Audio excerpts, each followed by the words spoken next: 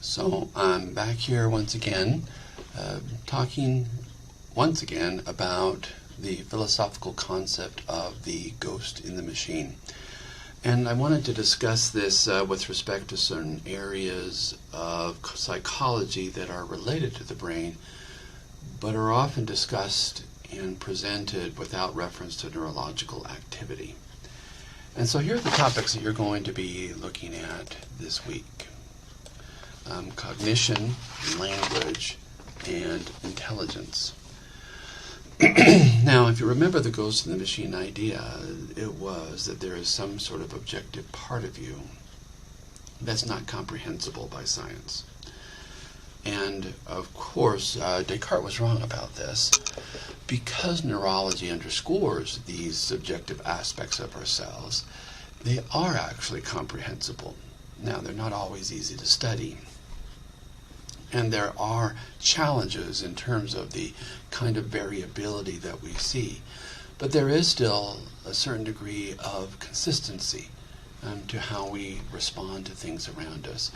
So, for example, in cognition, you'll be talking about problem solving and decision making.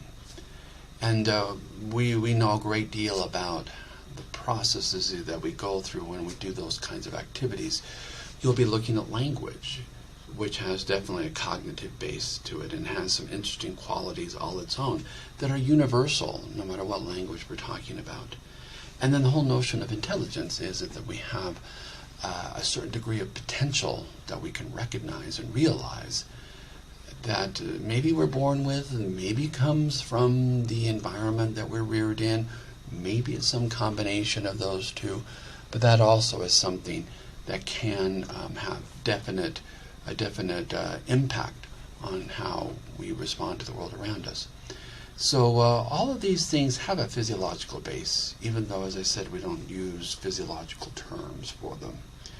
And you'll see that understanding cognition we'll be understanding those terms and using them appropriately. Now, to kind of illustrate this particular point, let me go back to decision making for just a moment, because one of the conclusions we've reached about decision making is that there is a certain degree of illogic, if you will, to the way we reason. Human beings have created logic and have utilized logic and built logic into many of their devices, despite being at their core a somewhat illogical being, very responsive to different kinds of variables that are out there in the environment as well as within. To illustrate this particular point, I wanted to talk a little bit about a movie called I, Robot. This is a movie from 2004 and based on the stories of Isaac Asimov, and you can look it up and maybe even watch the film somewhere if you like. It's a very action-y, adventure-y film, but that's not the part that I wanted to talk about. I wanted to talk a little bit about this one particular incident in the film that I think is interesting. Will Smith, who plays the main character, dislikes robots, and Bridget Moynihan, who plays another main character, is a robot scientist, and she wants to find out why he dislikes robots. And so Will Smith tells her about an incident in his life where he was in a car accident, and two cars went off the road, and he was in one car, and this young little girl was in the other.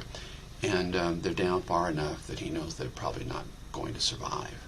But a robot comes and rescues Will Smith, and as he's pulling Will Smith out of the car, Will Smith is trying to tell the robot to go and rescue the little girl, but the robot doesn't. And so the robot scientist tries to explain to Will Smith, says, well, when robots come across this kind of a situation, they have to kind of calculate who's most likely to survive. And then he replies with this quote that you see here on the screen: I was the logical choice. It calculated that I had a 45% chance of survival. Sarah, the little girl, only had an 11% chance. That was somebody's baby. 11% is more than enough. A human being would have known that. This course has some interesting implications for for artificial intelligence, which is this big thing that's happening right now. And certainly I don't pretend to know where that's going to take us. I can only say that that the irrationality of human beings' decision making is to a degree predictable. It's pretty predictable that we'll be irrational. And that is something that is different from artificial intelligence, at least as I understand it. I'm not sure how we would infuse that component into AI, but again, I'm no computer scientist, so perhaps we can. It's going to be interesting just to see what emerges precisely. So I hope as you go through this week, you'll keep the philosophical idea of the ghost of the machine in mind, and think about again what it is about these processes that are somewhat uniquely human, and ask yourself the question: do you think a computer, a program, will ever be able to do the things that we do in the way that we do them? Who knows?